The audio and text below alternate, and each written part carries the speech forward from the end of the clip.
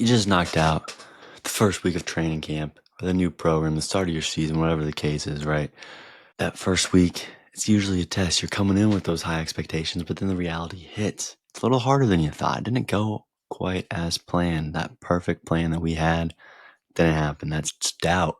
It's starting to creep in, right? And that is where most athletes start to lose their focus. But if we can flip that script and we can see this week one as feedback, writing your code, it's not failure. It's programming you up, strengthening you. Then all of a sudden we can set ourselves up for long-term success. And that is exactly what this week is about. When that soreness is lingering, the schedule feels heavier, feels more methodical, it's taken forever. Things aren't looking like how you pictured it. This is where we can separate ourselves. You're not going to be perfect. You're flipping the script. It's not going to go as planned, but you're now preparing for the next day. You're learning how to reframe the setbacks, getting these missed reps in or those rough days and putting it into the next one. Staying focused is not about never stumbling. It's about what you're going to be doing after you're stumbling, because we're all going to stumble. Hey, yo.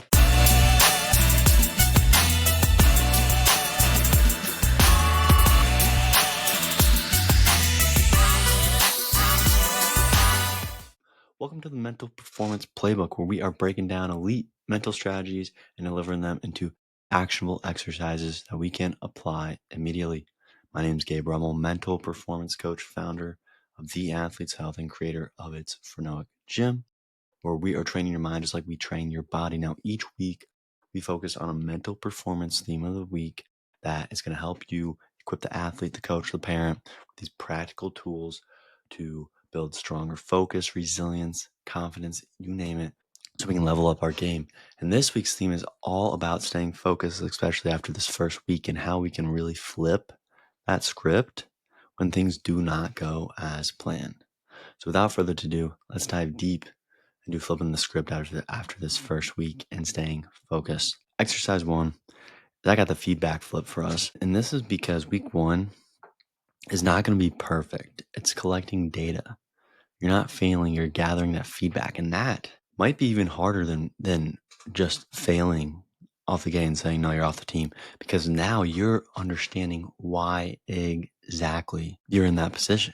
Because they're giving you the feedback. Because you're making sure that you can flip it. Without it, then yeah, maybe you do just fail. And that's it. You're done. But if you can get the feedback, now all of a sudden you know the exact things you need to work on. That isn't easy, right? But it's not easy to get under the squat rack and hit some squats. So what we need to do is we need to write down 3 things that went right in the first week. Okay, these are those small wins, and we're going to be tracking these too. Then we can look at those 1 or 2 adjustments, especially the ones that coach are saying. We can make this like our Big Mac. Bread's the nice stuff, the burger's the bad stuff. You know what I mean? And now we can get each one paired so you can keep going. Otherwise, if you're just eating the straight burger, you're gonna go down. It's hard to eat just the feedback and not have some of the growth with it, right? The things that went right. So do this throughout the week. Okay. Maybe it's each Sunday night. Use this as part of a reset ritual and have the feedback flip for this exercise 1. So we know that the data that we are collecting, that we're looking at, that what we can be doing is helping us out in the long way. It's going to be hard, right? But that's why we're going to use some more of these exercises to help it out. I don't have many big examples for these because I want to fly through these exercises as we get going. So then we can use more of these exercises, these mental exercises to level up our game, especially this first week when we need to focus up. Exercise 2 is the 24-hour flush. Flush that down the toilet, okay? Because that's yesterday's mistakes. And that just kills the day, right? It's like when when it smells in the toilet sometimes. You got to flush it. Courtesy flush this one if you have to throughout the day. Put it out, flush it, reset, move forward. This is why it's the 24-hour flush, whatever's happened that day before that next day, to go to sleep, to get the quality sleep, and to move on to the next day. Flush it. What does this look like before bed? Write a couple things down, okay, that you're trying to leave behind from that day. It's probably going to be a reset routine. It's whatever the case is, a stretch. Okay, maybe you're just stretching. Maybe it's taking some deep breaths. Maybe for you it's pray. Maybe it's for you it's journaling. But do something that you can reflect on. Maybe use our 3 Gs on your bathroom mirror. Look at what you did great, how you grew, how you gave to someone for that day. But this 24-hour flush allows you to get into the next day so we can flush it out and we can move forward. I have to do this one every night. I'm looking at, okay, this X, Y, and Z did not go good for today. This XYZ did, or ABC, went really good for the day. So I got to make sure I'm doing more of that, but I also have to work on XYZ to get it better. This is what I do every night. I'm either stretching or I am reflecting, writing some things down, either with some AI reflective tools or just journaling on some pen and paper. But pairing this with exercise number 1 of the feedback flip allows me to keep doing the feedback flip so we can move on throughout the day and the week.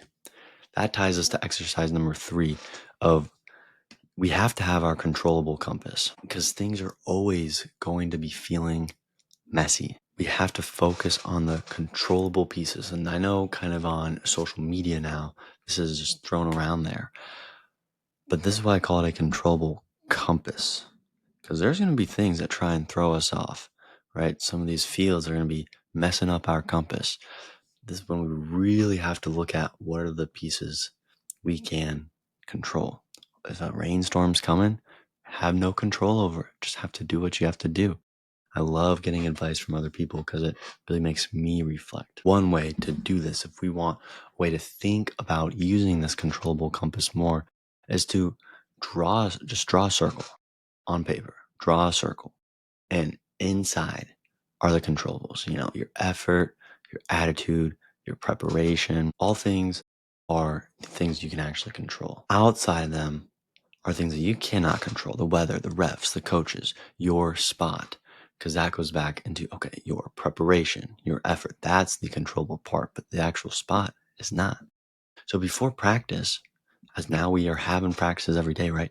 Pick one controllable inside that circle and lock it in, right? We come back to mottos all the time.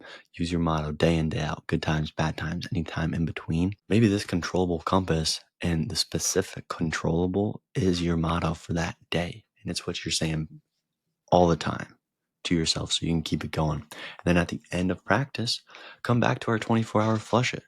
Did you control what you can do? If not, why not?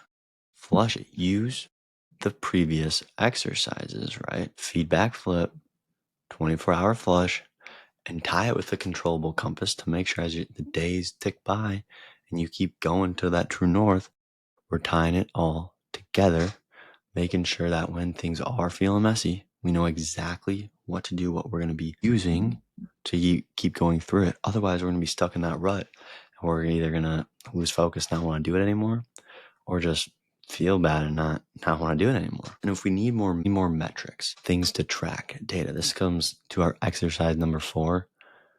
Win the next 5%, not the next 100%, not the entire day, just win the next 5%.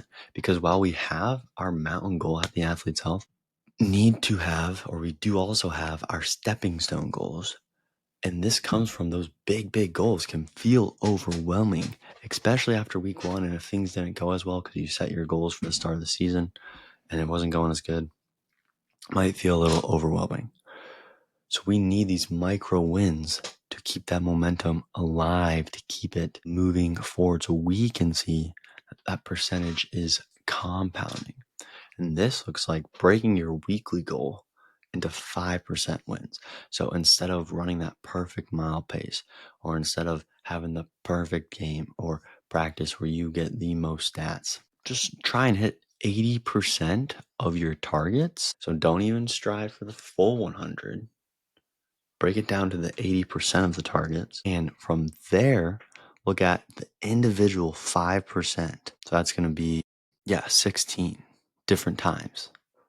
Because if it was 100, it would be 20 different tasks. So just look at 16 throughout the week. If you break that down into your 5-day practices, that's 3 per day, plus a Saturday reflective piece. Easy peasy. Track this, celebrate it. All these little wins, these micro wins, these 5%ers in a notes app, in a habit app that we use at the Athlete's Health, in a notebook, whatever it is for you. But we got to start tracking this, right? Otherwise, we're not really going to see how we're making progress, because then we'll see how these small wins are being stacked into this momentum for that bigger goal that we had. And if not, we can go back and look at our compass of controllables and what else we want to control to try and make sure we can get these wins stacking up of the 5%. Break it down for your week, 3 of a day, because we're doing 80% of the 100. Have the 100, get down to 80%. That's 3 on a weekday, each weekday, and 1 on the weekend, if that's how we're going to approach it. And lastly, all this together, you're flipping it, you're flushing it, you got the compass, you're tracking it. Every once in a while, we got to anchor up. And this is exercise 5, the accountability anchor. I know I've talked about this before, but that motivation, it's going to fade. The motivation is not always there. The accountability piece is what's going to keep us locked in and what is going to keep us in it and going after just the hype of week 1 disappears. The anchor really is the important piece of the ship, because otherwise, it's not that we're going to drift off in the sea. It's just we're going to drift back to the island. The current's going to pull us in. Sometimes it pulls us out, but a lot of times we're not going to get that far out, especially in just 1 week, for the current to actually take us out. It's going to instead just push us back. If you've ever been to the ocean, to the Gulf, if you only get so far out there, take a nap on a floaty, it's just going to float you back in. It's not going to take you out to the ocean. That is why we need this accountability, and we need the anchor, so then we can keep us in the water until we can start be drifting out into the sea and finding that goal, that compass guiding us out there.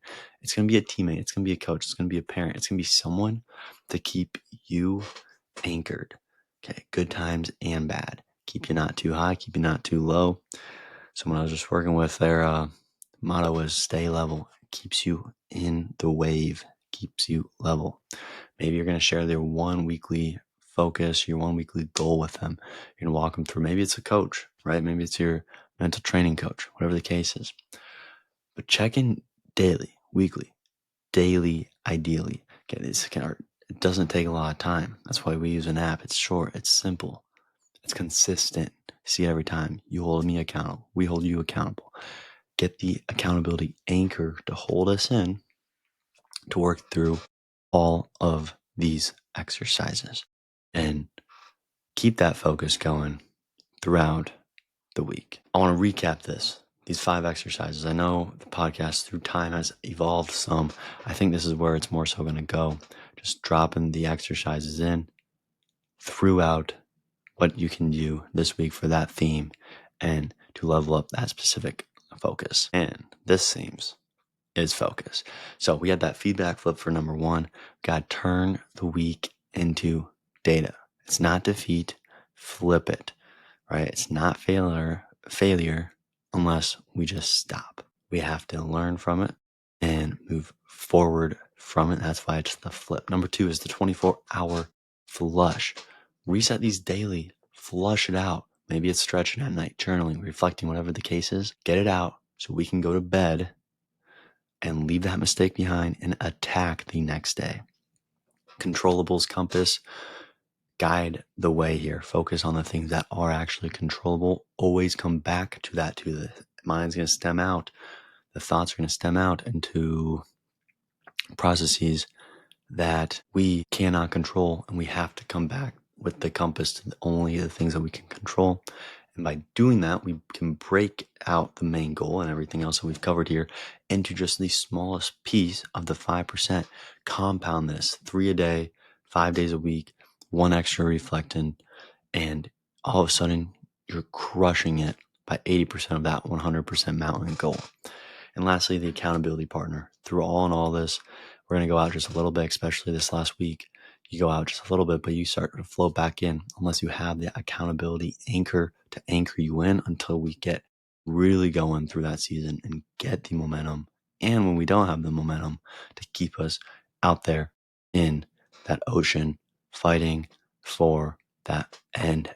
All in all, hope you take some stuff out of this. Hopefully this can help you focus going into these next few weeks come the fall season. And if you ever have more questions, comments, or concerns, hit us up for coaching. Free coaching session. Find it online, www.theathleteshealth.com. And I will catch you next week on the Mental Performance Playbook right here, every Monday. Gabe Rummel, founder of The Athlete's Health. Peace.